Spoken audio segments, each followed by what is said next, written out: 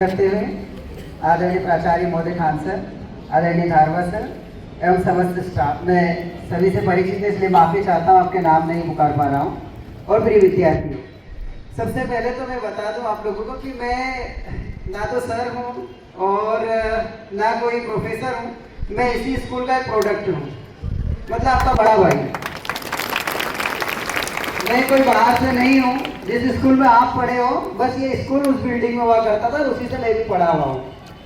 ठीक है, तो आप मुझे एज ए बड़े भाई के तौर पे देखें, आप मेरे छोटे भाई बहन हैं, इसलिए मेरा कर्तव्य है कि मैं आपको रियलिटीज़ के बारे में बताऊं जो आपको सच में कहीं ना कहीं आपकी लाइफ में फायदेमंद हो सकती है। ठीक है, मैं बड़ा लेक्चर नहीं दूंगा क्योंकि लेक्चर काफ़ी लंबे भी हो जाते हैं, मुझे 2-2.5 घंटे तक देने में कोई प्रॉब्लम नहीं है। लेकिन एक्चुअली आप लोग खड़े हुए तो मुझे पता है कि बच्चे ज़्यादा देर खड़े नहीं रह पाते, प्रॉब्लम होती है, और खड़े रहने में रियली जब मूवमेंट करते तो रुक सकते हैं हम। दूसरा पॉइंट ये कि आपने जो भी क्वेश्चन आप पूछेंगे तो मैं ज़्यादा बताऊंगा।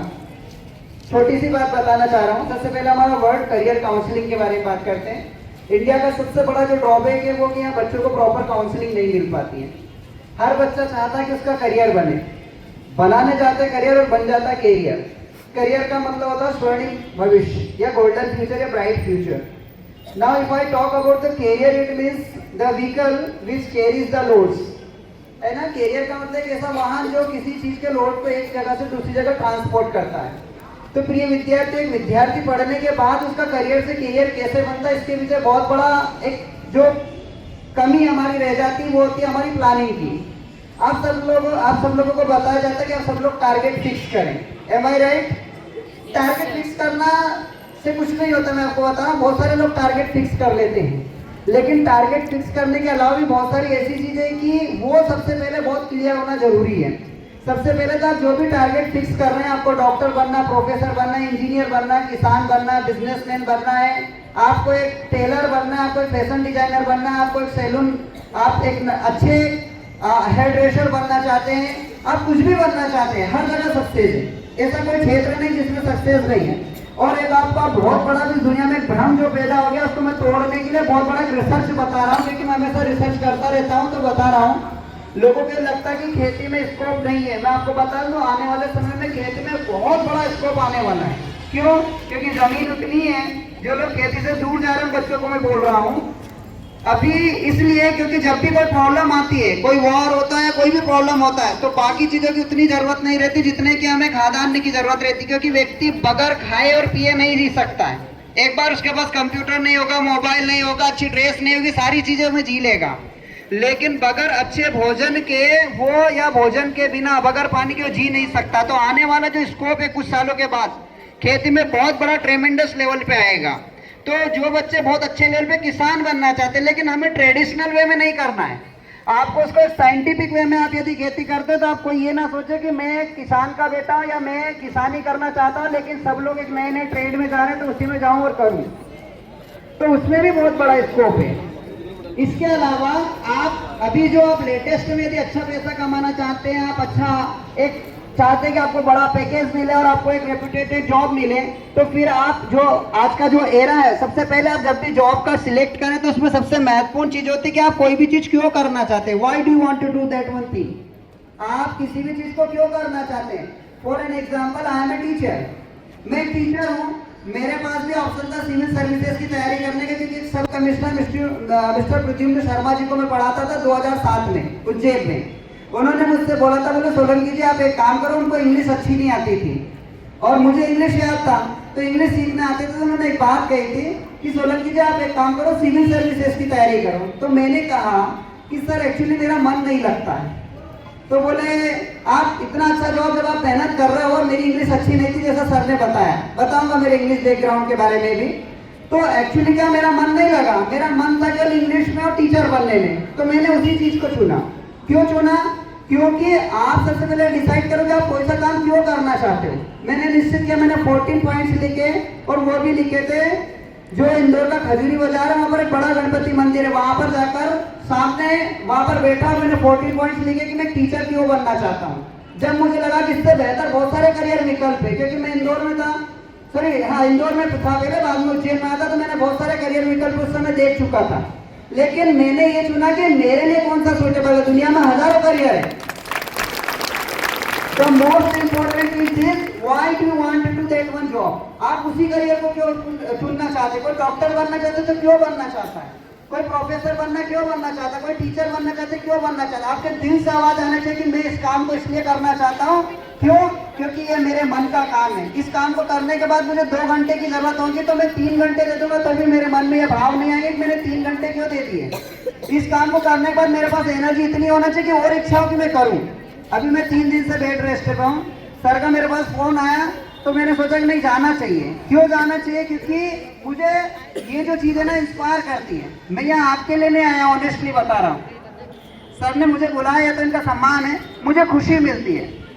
डियर स्टूडेंट, सबसे पहले आप जो भी चीज करना चाहते हैं, नहीं कुछ नहीं, तो सबसे पहले आपको क्यों करना है? आप टारगेट सेट करें तो आप जो भी टारगेट सेट करें, ऐसा नहीं कि कुछ भी कर ले, देखा देखी में कभी नहीं करें। जो भी करना चाहते हैं कि मैं क्यों करना चाहता हूँ ये काम, और वो काम ऐसा होना चाहिए जिसमें आप घंटों तक देने के बावजूद आपके अंदर इतनी एनर्जी, इच्छाएं बचे कि मैं इस काम को और करना चाहता हूँ।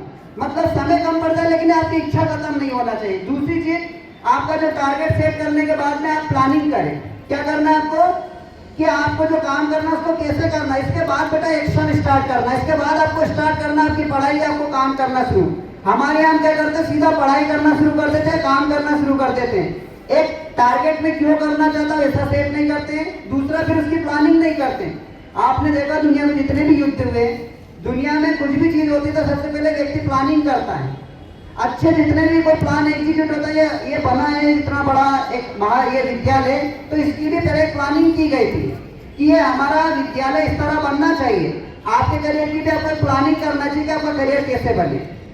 इसके बाद आपको एक्शन लेना है। जिस तरह बिना प्लानिंग के आप घर नहीं बना सकते, उसी तरह बिना प्लानिंग के प्रॉपर आपका करियर नहीं बना सकते। आपने सेव कर लिया मुझे डॉक्टर बनना है, लेकिन डॉक्टर बनने के लिए प्रॉपर क्या प्लानिंग है वो भी जरूरी है। इसके बाद आपको डॉक्टर बनने की पढ़ाई शुरू करना है।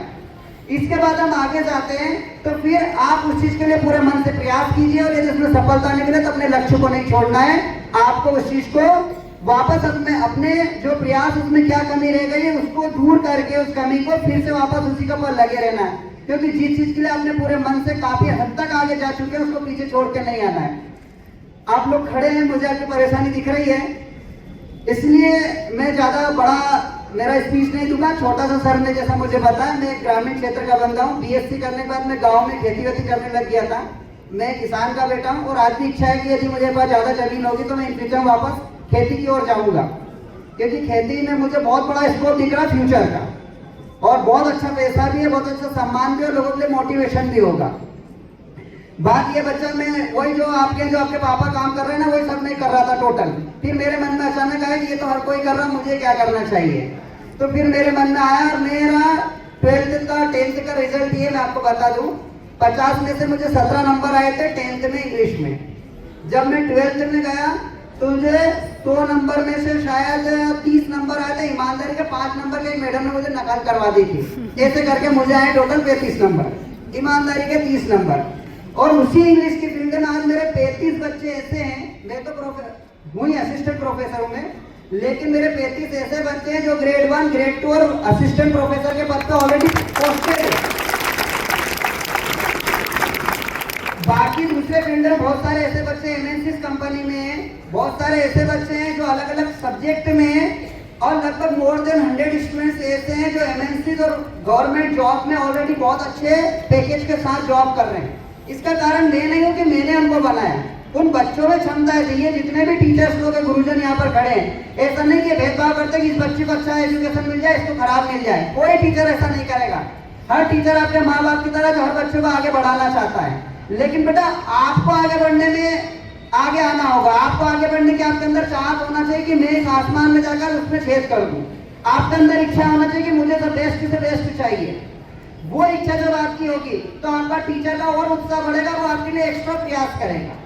तो आप अपने कारण आगे बढ़ेगा। जो भी कोई विद्यार्थी आगे बढ़ा तो उसका कारण उसका उत्साह था, उसके अंदर जो जुनून था उसने उसको आगे बढ़ाया।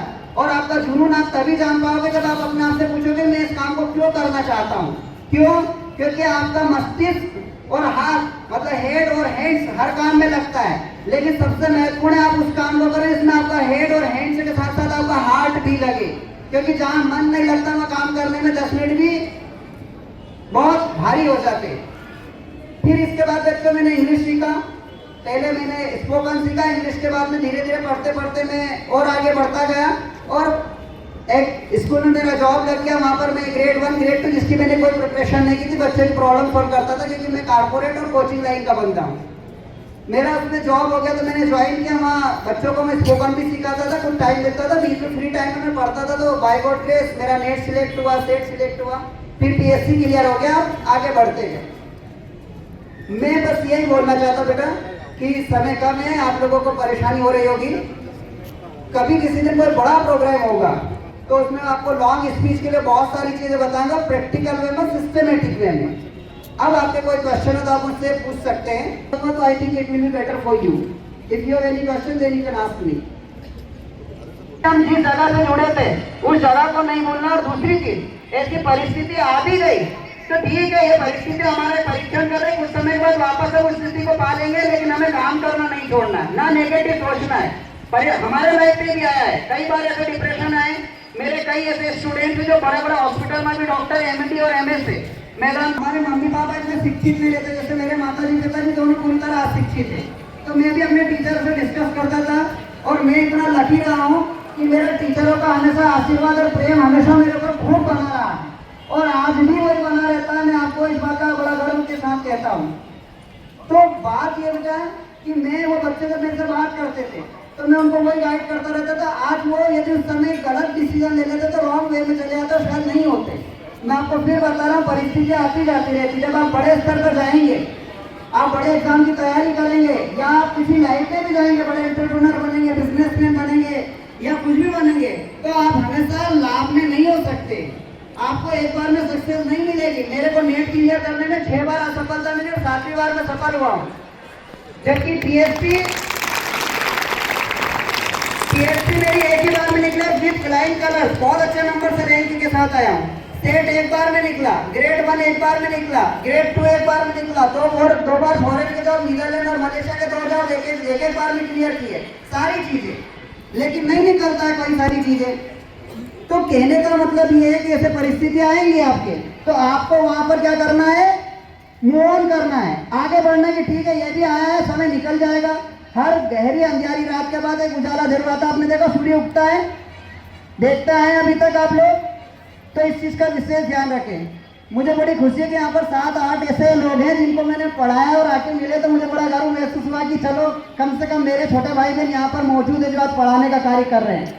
मैं आपको फिर बताया, जिनको शिक्षक बनना, शिक्षक बहुत अच्छा फील्ड है और इससे आप वो चीज़ बन सकते और बना सकते हैं जो शायद आप और दूसरी फील्ड में जाकर नहीं कर सकते। मेरे 14 पॉइंट में पॉइंट ये भी मैं इसलिए शिक्षक बना क्योंकि मैं यंग जनरेशन के साथ रहना चाहता था जो हमेशा एनर्जी से भरा हो।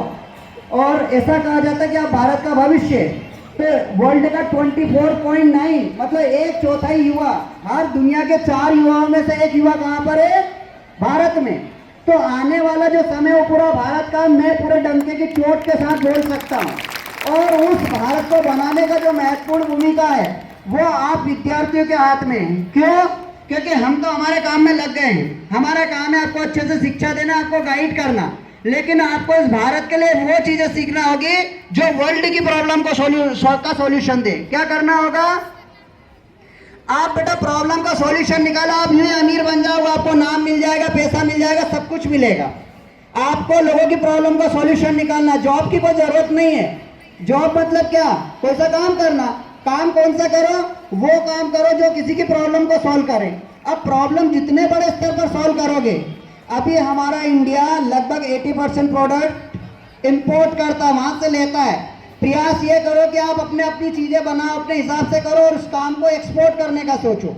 और हर व्यक्ति जॉब के भरोसे मत रहना, जॉब के लिए मत पढ़ना। जॉब भी करना तो फिर सर्विस करना। सर्विस और जॉब में क्या डिफरेंस है? सर्विस का मतलब होता सेवा, और सेवा वही होती है जहां आपका मन लगता है। समझ में आ रहा ना? वही जो 2 घंटे से 3 घंटे 5 घंटे में जाता है, हमारे काम में इतना लीन हो जाए। कल मेरे पास इंडिया का एक बहुत बड़ा यूनिवर्सिटी है, लवली यूनिवर्सिटी पंजाब का, बहुत फेमस, हाँ लवली प्रोफेशनल यूनिवर्सिटी। उनके एक प्रोफेसर का फोन आता है, क्या हुआ था, study of boards Hamidia college के, उसमें एक प्रोफेसर की ज़रूरत थी उनको स्टडी ऑफ बोर्ड मेंबर के रूप में रखने के लिए। तो उनका कॉल आया कि हमें एक बाहर से कोई फैकल्टी चाहिए जिनका हम नाम दे सके, तो मैंने उनको कॉल किया। सर से दूसरी बार मेरी बात हो रही है अभी तक, डॉक्टर गौतम चटर्जी। डॉक्टर गौतम चटर्जी से जब मैंने बात की, मैंने सर मुझे आपका नंबर दे दीजिए, मुझे यहाँ देना है स्टडी ऑफ बोर्ड्स में। तो बोले यार मुझे वो सब तो जान दो, ठीक है मैं दे दूंगा, आप ही दे देते हैं। लेकिन बोले तुम इतना उत्साह कहाँ से लाते हो, जाते हो वहीं कुछ ना कुछ करते रहते हो, बच्चे भी तुम्हारे इतने फैन है, तुम्हारे बच्चे भी सिलेक्ट हो जाते हो, तुम जगह जगह कार्यक्रम भी कर लेते हो, कहाँ से इतना कैसे कर लेते हो। मैंने एक ही चीज़ कही, मैंने सर टीचिंग मेरे लिए पैसा नहीं है, मेरे लिए ये मेरा पैशन है, ये मेरे लिए प्रोफेशन बाद में। प्रोफेशन मतलब पैसे के लिए काम करना, कि मेरे को पैसा मिल गया काम कर लिया फुर्सत। पैशन का मतलब होता है बेटा जुनून, उस काम को करना जिसमें व्यक्ति अपनी जान दे सकता है, जिसको जीता। जैसे एक आर्मी एक सोल्जर वाला जब भारत के बॉर्डर पे खड़ा रहता है तो वो बाकी की चीजें भूल जाता है, उसके लिए उसका देश सबसे फर्स्ट हो जाता है। आप भी वही काम करें जिसमें आप खो जाएं। जैसे अभी इस समय मैं ओरिजिनली बोल रहा हूँ, मेरा बॉडी पेन पूरी तरह रिलैक्स हूँ, मैं 0% पे आ गया। यहाँ से जैसे जाऊंगा फिर वो वापस बढ़ जाएगा। क्यों? क्योंकि मैं उस काम को कर रहा हूँ जिस काम को मैं जीता हूँ। तो मैं आपको फिर बोल रहा हूँ कि आप अपने पैशन को जीना। और पैशन क्या होता है? जो आप रियल में बनना चाहते हैं, जहाँ ना मम्मी का प्रेशर हो, ना पापा का प्रेशर हो, ना आपके शिक्षक का प्रेशर हो, ना आपके फ्रेंड का प्रेशर हो, कोई भी चीज आपके ऊपर प्रेशर नहीं होना चाहिए। तब जाके आप वो ओरिजिनल खरा सोना बनोगे। सर मैं ये पूछना चाहती हूँ, मैं IPS IAS बनने के लिए क्या करना पड़ता है? देखो भैया, सबसे पहले तो IAS IPS दोनों अलग अलग चीज हो गई। IAS करना चाहते हैं, IAS क्यों करना चाहती हूँ मैं, क्यों हमेशा पूछूंगा, क्योंकि क्या बाद में, पहले क्यों। चले आपके पैर की जो स्टेप का जो कदम चलता है ना, वो बराबर वही डिस्टेंस रहेगा, बस ये इसमें दूरी नहीं रहती है। यहाँ मैं डॉक्टर APJ अब्दुल कलाम साहब का सपना, जो उन्होंने एक सॉरी मैसेज कोटेशन दिया था कि आप बड़े सपने देखो और खुली आंखों से देखो। क्योंकि सपने जो नींद में आते हैं सपने नहीं थे, खुले आंखों से मतलब अपनी इमेजिनेशन करो कि मुझे इस स्तर पे जाना है। ठीक है, आप अभी से देखना शुरू कर दो कि मैं इस लेवल पे रहूंगा या रहूंगी। आपको IPS बनना, आप देखो कि मैं इस IPS के पोस्ट पर हूँ अभी से, और अब इस IPS के पद पे मुझे किस रूप में दिखना है, मेरी गाड़ी कैसी रहेगी, मैं कैसे क्राइम को कंट्रोल करूँगा, अभी से देखना शुरू कर दो। और उसके लिए आप स्टेप बाय स्टेप चलते जाओ। कई बार ऐसी परेशानी आएगी कि आपको ऐसा मन आएगा कि मैं कम बैक कर लूँ, वापस चले जाओ। तो माउंट एवरेस्ट पे चढ़ने वाला बालू क्या करता है, कभी कभी एनर्जी खूब रहती तो खूब तेजी से चलता, कभी कभी थक जाता तो स्पीड स्लो कर लेता है, कभी कभी रुक भी जाता है, लेकिन पीछे नहीं आता है। और एक दिन इसी आदत के कारण पीछे नहीं आने वाली आदत के कारण वो सफल हो जाता है। आप भी यही करें कि आपका लक्ष्य बड़ा है तो सबसे पहले ध्यान रखना, बड़े लक्ष्य को पाने के लिए बेटा समय लगता है। समझ मारा, 33% से पास होने के लिए और 100% से 99 मार्क्स लाने के लिए दोनों के बीच में डिफरेंस होता है मेहनत का। जो ज्यादा मेहनत करेगा उसको निश्चित तौर पे ज्यादा रिजल्ट मिलेगा, इसलिए hard work is the key of success. Sir मेरे को आर्मी में जाना है तो सबसे पहले क्या करना पड़ेगा? सर मेरा क्वेश्चन ये है कि जब अपन स्टडी करते हैं तो फिर घर वालों का प्रेशर या स्कूल में टीचर्स लोगों का प्रेशर होता है, तो अपने क्या करना चाहिए? स्पेशल नॉलेज वर्सेस एजुकेशन कैसे मेंटेन कर सकते हैं? स्पोर्ट्स में लोगों को सपोर्ट क्यों नहीं करते? स्पोर्ट्स की स्पोर्ट्स वेरी गुड। आपका सबसे पहले सॉल्व कर देता है स्पोर्ट्स। बेटा आपको पता है कि आप जिस युग में जी रहे हो, यहाँ के हम जो सब लोग ट्रेडिशनल लोग हैं, परंपरावादी है। आप जिस चीज़ की बात कर रहे हो, नेक्स्ट हायर लेवल की बात कर रहे हो, जो अभी हमने देखी नहीं है। सच बताओ तो हम लोगों ने बहुत कम, मैं थोड़ा पढ़ता रहता हूँ, रिसर्च करता रहता हूँ, तो ध्यान है होता क्या, तो जब आप हम लोगों को ये चीज़ बताएंगे तो हम उस चीज़ को डाइजेस्ट नहीं कर पाते। ठीक है ना, तो आपको हम लोगों से इस बारे में ज़्यादा बात भी नहीं करना है। ठीक है, इसके लिए आप टेक्निकल जो सपोर्ट है, जैसे मैंने आपको AI बताया, ChatGPT वगैरह बताया, इस पर जाकर इससे रिलेटेड नॉलेज मिले, उसमें बहुत अच्छा करियर है। इसके बारे में और जानकारी चाहिए तो आप मुझे बता देना, तो मैं आपको पर्सनल।